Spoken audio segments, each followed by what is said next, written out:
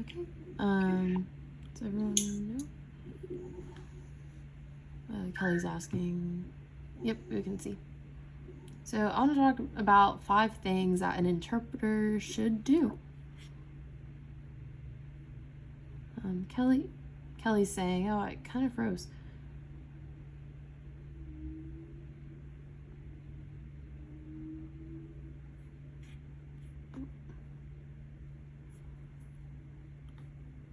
Oh, Faith is talking right now.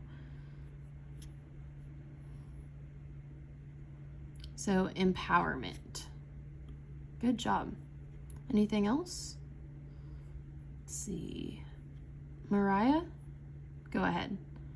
Faith, she said communication.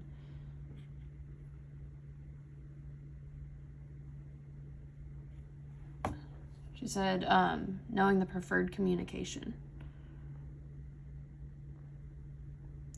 Mary Rose, yeah, that's right. The second is communication. All right, so the third one, does anyone know?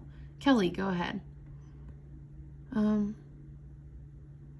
So being ready and being prepared.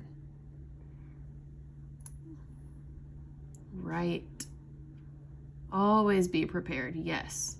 Good job. Annette, safety.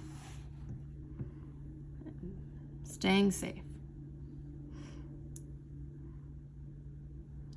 Right. Yep. Safety.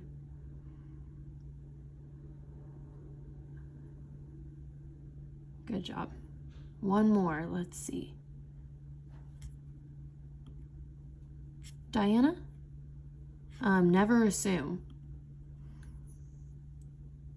Good. But there's another one. Mariah?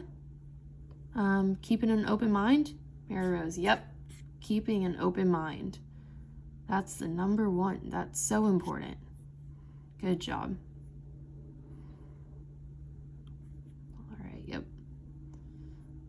Open-minded, comfort zone, empowerment, preparation, communication. That's the 5 things interpreters should do.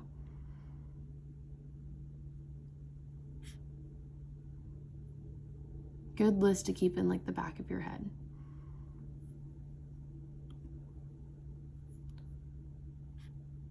Sherry Shaw kind of went over those too. And Michelle kind of commented about those. It's interesting with kids.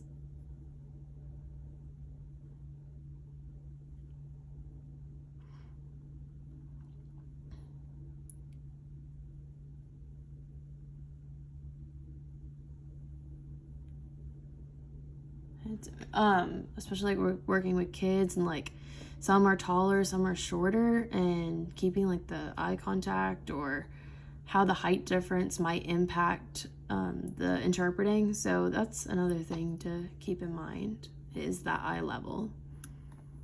Sometimes, yeah, being tired. Just continuing. It's important to notice if they're experiencing any fatigue, and then where to hold them on the arms. Like with children, sometimes they have to hold like your 2 fingers, maybe if they're shorter. So allowing them to grab on, or if they want to grab onto your wrists. Yeah, it's really interesting. It's interesting how they're independent. Just some good knowledge to keep in the back of your head when we're working with children, playing like every day, just keeping it in the back of your mind, and just to know for the future when we have these interactions. All right, perfect.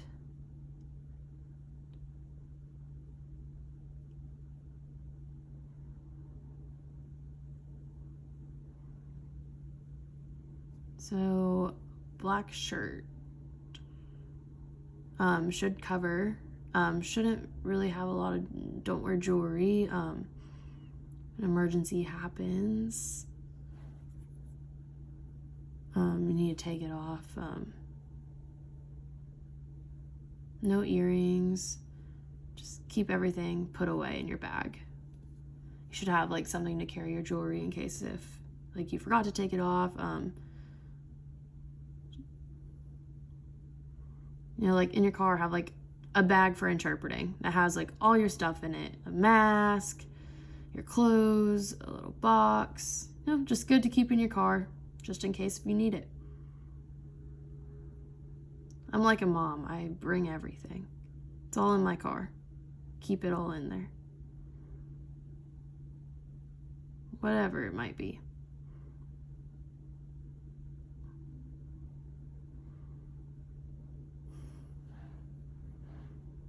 So, little interpreting box. Bring it with you everywhere you go.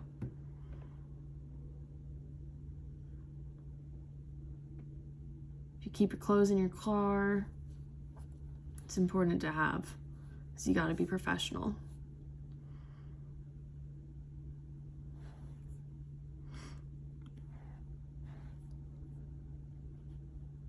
Milwaukee has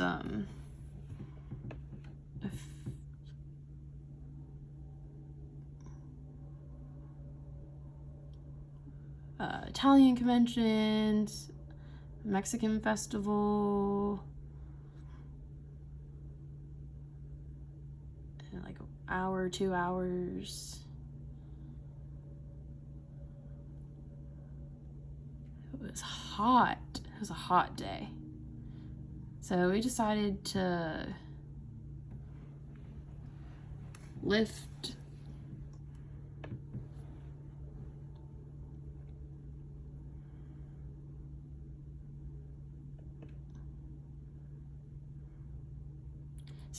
to go sit on a lift to see the area, and then it started raining.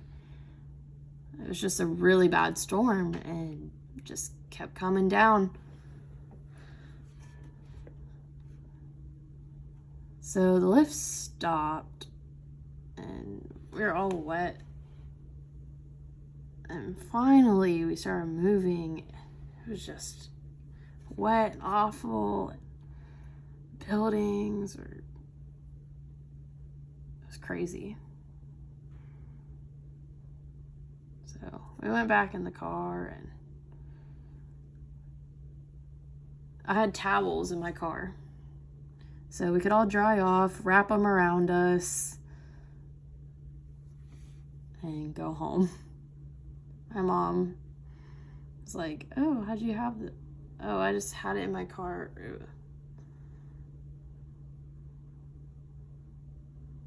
So we went home, put it in the washing machine.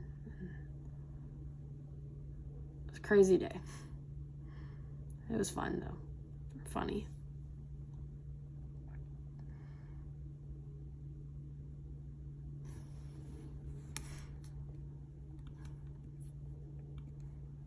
All right.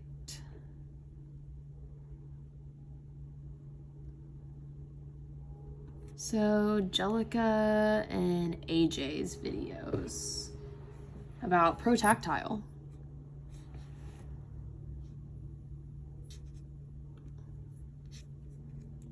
It's important with ProTactile. ProTactile is important for the deafblind community. It's like a new language where you hold the hand and on their body, haptic signs or haptic signals. They're different than ProTactile. So for mapping, maybe mapping on the back, you might draw where something is. And then haptic signals, maybe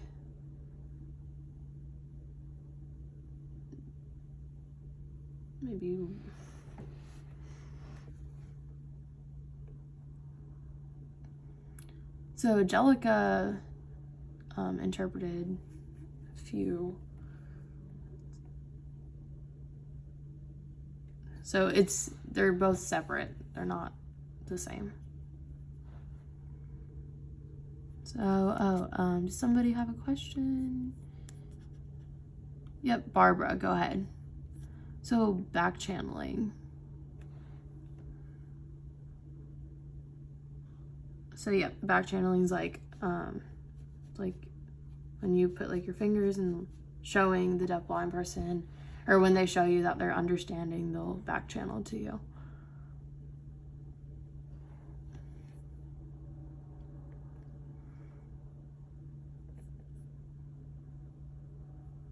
So Annette's saying back channeling like tapping. Yep, Mary Rose is signing. So maybe they'll do it on the legs, they'll tap and say like, ah, yep, I understand. And they show that by the tapping on the leg. Or maybe like the scratching or tapping on the arm. Or standing, they might just tap your shoulder. Different ways to back channel for a deafblind individual. Like a leg tap on the arm. Different ways to communicate and show them that they're understanding the communication.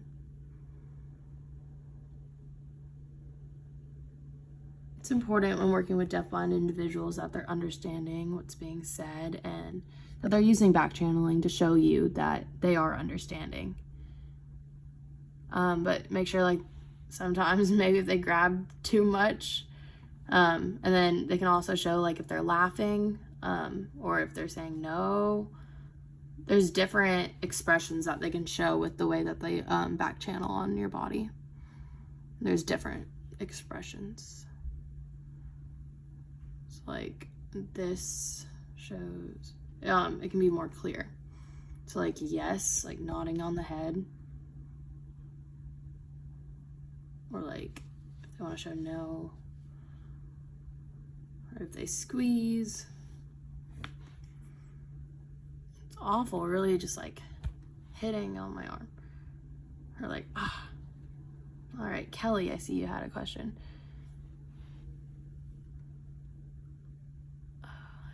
Interpreter missed the finger swelling.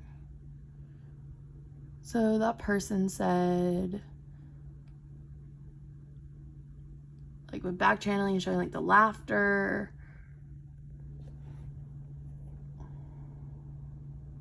More interpreter missed. Adds emphasis. How much do you emphasize back channeling?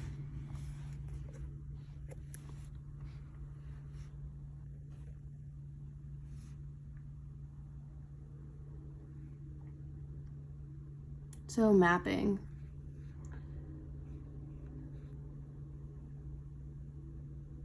So when I first met this boy in Rhode Island, he loved lighthouse and follow behind the house.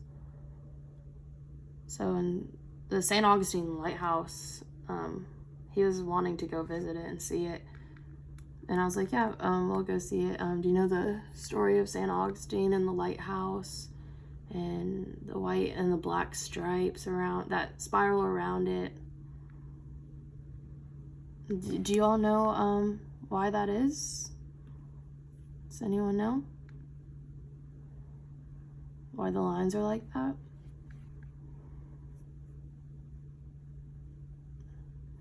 Anyone? No?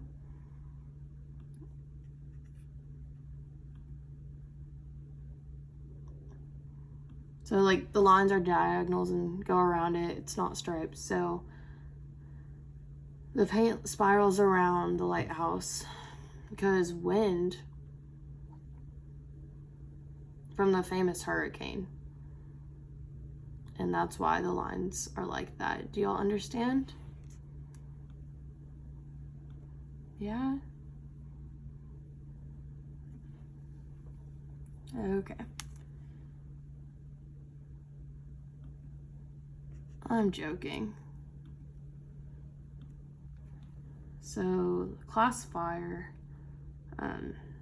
put it like this, and then I show it like that with, and I describe what it looks like and how the hurricane and the wind going around the lighthouse, and I'm like, ah, so that's a visual to show and explain using my arm.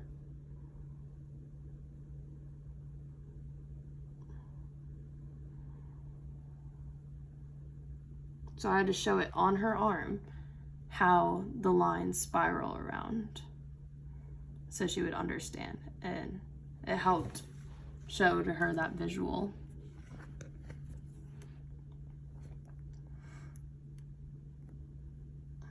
And I had to tell her how I was just kidding about the famous hurricane.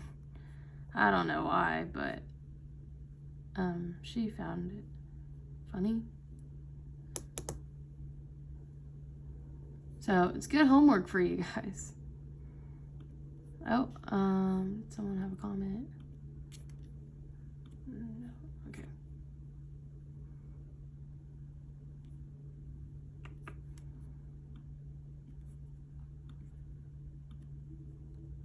So my facial expressions, my body language, my use of space, how I'm sitting.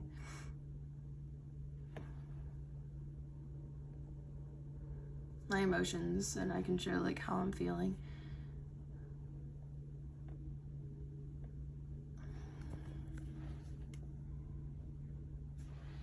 It's important back channeling because it's like their facial expressions and shows their emotions.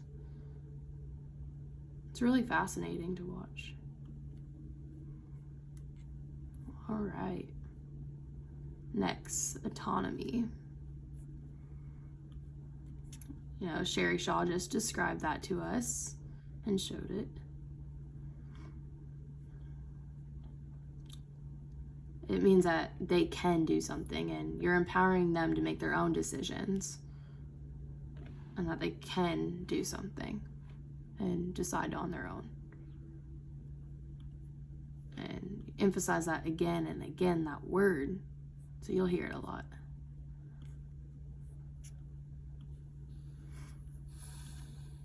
All right, good. Any questions? Any? No? Oh. Someone have a question? Kelly? Oh, hold on. Oh.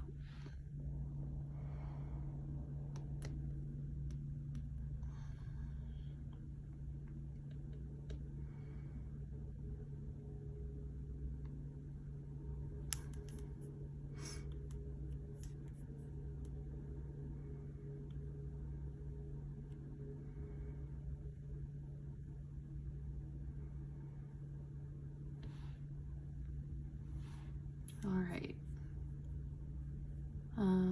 Has anyone been at the St. Augustine Lighthouse? Oh, no? Okay. Did you walk up it? It's a lot of steps. Did you just look at it? Or did you go inside? Oh, okay. Yeah, a lot of steps to go up it. Vicky's saying, yeah, it's a lot. Mary Rose saying,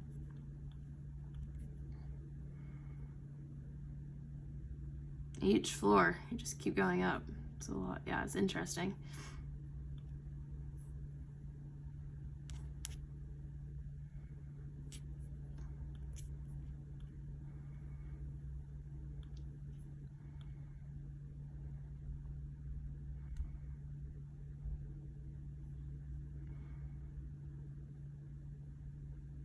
Did you find it?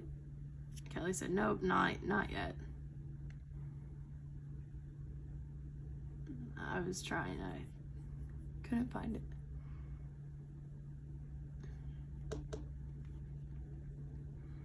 All right, so now I want to explain SSP, support service providers, and co-navigators and communication facilitators. So they're all different.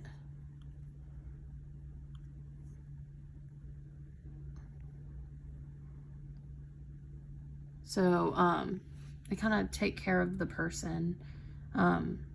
It's changed now to a co-navigator.